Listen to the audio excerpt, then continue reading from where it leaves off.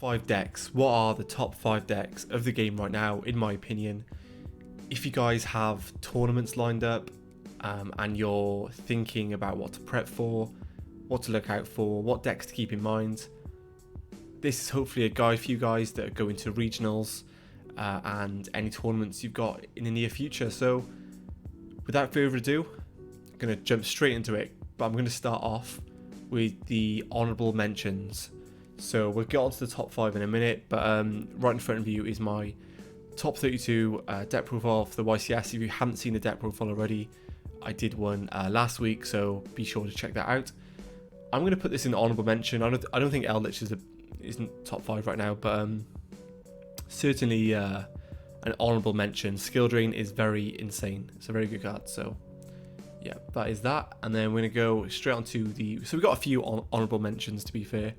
The next one is Cyber Eldritch. This deck is very fun. I tested with it quite a lot, and I really enjoyed playing it. To be fair, it is super fun.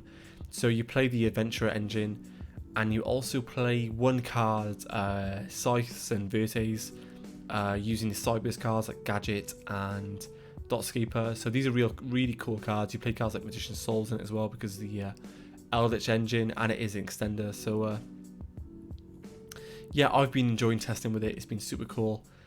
The idea is to basically just Cyclock your opponent, like most decks this format. You can also play Lancier in it as well, and yeah, you can make DPE. It's a cool versatile deck, and if you get Scythed, you can simply just play Eldritch basically. So it's not too bad. You do have a plan B in the deck. That's why I did like it initially. But I don't think it's top 5, but it's still a very cool, fun deck. Next is the Adventurer Virtual World deck. So I've been playing this deck quite a bit recently as well. I think Shen's real strong card this format. I think it beats a lot of the top 3, top 4 decks on its own. With it being just a banish from field is really insane. It hits PK, Prank Kids, Sword Soul.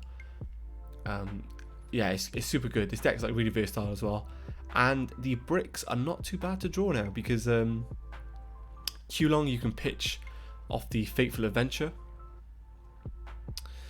and also you can play Droplet in here as well, which sends the traps, or it can send a Q-Long if you draw it. I personally like playing the 3, but it's personal preference. I also like playing Fairy Tale Snow. There's no snow in here, but there is Magician's Souls. I do like playing Snow. I don't think there's a Snow in here. No, there isn't. But the Studio is a very good card in here as well, to be fair.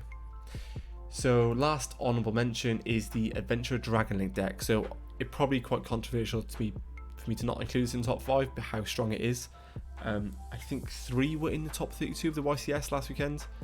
But yeah, this is a very strong deck. Can take advantage of the Rose engine, the Red Rose engine, as well as the Brave engine. So yeah, this is a spicy 60 card list. But yeah, definitely a deck that's up there. I think it's probably 5th or 6th realistically, but I've made up my mind now, and I'm gonna chuck this in honorable mentions for now, just to keep an eye on it, keep it on you guys' radar. It's definitely a deck to watch out for, and you can lose to it certainly. So yeah, without further ado, we're going to get straight into the top 5. So, top 5 decks, going to start with Fluonderies. You're probably thinking, Cam, what are you on about? This deck sucks. But guys, in the right hands, this deck is insanely good. I've played against 2 really good players recently, and I've lost to this deck. So, this deck can do bits. Any deck that can main deck Dimension Shifter this format is strong, and this deck doesn't just main it abuses it as well, because banish doesn't matter. It literally does not matter at all. Searchable DD Crow, Searchable Barrier, Riser is a really good card, as well as the Apex Avian. I really like the Trap. I think the Trap's super versatile. Just give you normal summon during your opponent's turn, which can then lead to a Avian, or then lead to a Barrier statue. So I do think this deck is very versatile. Has tons of representation, hence why it's doing so well. It's fairly budget. I know the market price there is about $800, but that's not playing. That's Prosperity's most of that, I suppose. Prosperity and what else? BLS It's pretty bulky. But yeah, other than that, the deck is fairly cheap, to be fair. I quite like it, and that's why I'm going to put it in the top 5. Also, it's quite consistent as well. So yeah, that's my 5th place. In 4th place, we're going to go Adventure of Phantomize. So this might be a little controversial as well. I think at the start of the format, people said this deck was the best deck. Looking at the OCG, this deck was like doing bits over there. But I feel like everyone's super prepared for it. We're seeing like main deck Lanciers. And in my opinion, there's a lot of bricks in this deck. You do have to play a lot of bricks. It's not to say the deck's not good, but I feel like if you mathematically open 2 bricks every game, you need the rest of your hand to be like full combo, otherwise you're ending on like a subpar board. Or if you get a hand trapped, you kind of just lose there if you haven't got the extenders. Obviously the Brave, or the Adventure engine does help play through negates with the Griffin Rider. But I definitely say it's top 5, but in my opinion I'm going to put it in the 4th place. But definitely a deck to look out for. I think it's really represented right now as well. It's winning regionals, and of course it topped the YCS as well, so yeah, definitely keep an eye out for this deck, but it is not in my top 3. Speaking of top 3, in 3rd place I've gone with Sword Soul. So this is pure Sword Soul. This is Hani Jahari's list from the YCS. He got top, I thought it was 16, I thought it was 32, sorry. Yeah, so this deck's done what it's done for the last format. It's really consistent. Obviously you're playing the all the tangies, like going second, they're really strong. I just think this deck's like really solid. It's really consistent. It can play hand traps. I think this list played the Heavenly Dragon Circle. I don't know how I feel about that. I did test it myself, and I still feel like the card's really good. Plays through Impim, Veiler. But I just felt like E-Telly did a bit more in terms of playing through hand traps, like especially like in a grind game as well. And if you don't open like a Moe or a Tai, this card's like, it's kind of subpar. So yeah, I didn't quite like playing it. I'd rather play the E-Telly.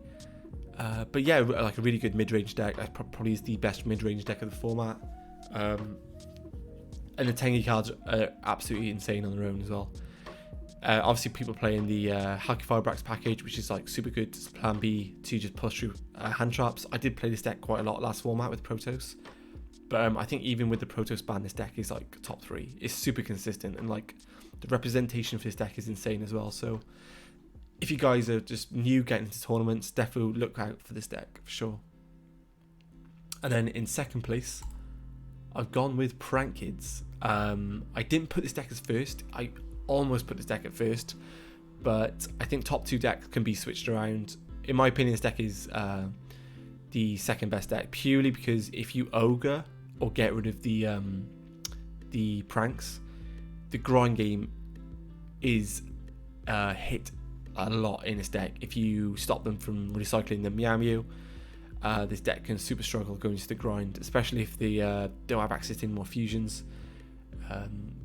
But I still feel like Battle Butler with the Adventure package is like super strong. Some people playing the Fusion Destiny. I don't think it's in this deck. I can't see that it is, but I quite like Fusion Destiny in this deck. I think it gives it like another line of play. And of course you can use the token for the Brave package to make a Link Spider Verte. So yeah, it's a cool deck. I definitely expect to see this deck winning more events and doing well until we get the ban list, whenever that will come. So definitely keep an eye out for this deck. I think it's probably going to do a lot more than what it's done so far, which is scary because this deck is like everywhere. So and the next, in my opinion, the best deck is the quotation based deck, which contains a mixture of engines, if I'm honest. Tengi, the Red Rose Dragon, the Adventurer engine. You include a lot of hand traps, which are like really good to open because you can like normal summon them. It contains the Souls package. It contains Fusion Destiny. There's a lot of engines in here. Small World. Yeah, this deck is a huge pile, but it's doing success. Like it won a YCS. It's winning regionals from what I can see online. It's doing quite a lot, so I think this deck is probably the best deck in terms of the high ceiling as well.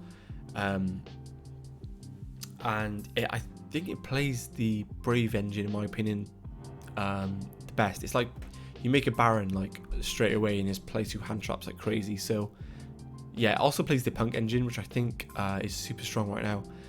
So yeah, let me know what you guys think. If you have any disagreements or if you'd like to add to my list, feel free to let me know in the comments. I'm sure things will shape up. I still feel like the format is sort of not undefined, but people are still experimenting with the adventure engine. So it'll be super interesting to see the results of the next few tournaments. I will certainly be at the next few regionals, and I hope to see you guys there as well. Like, subscribe, all that good stuff, and I'll see you guys in the next one.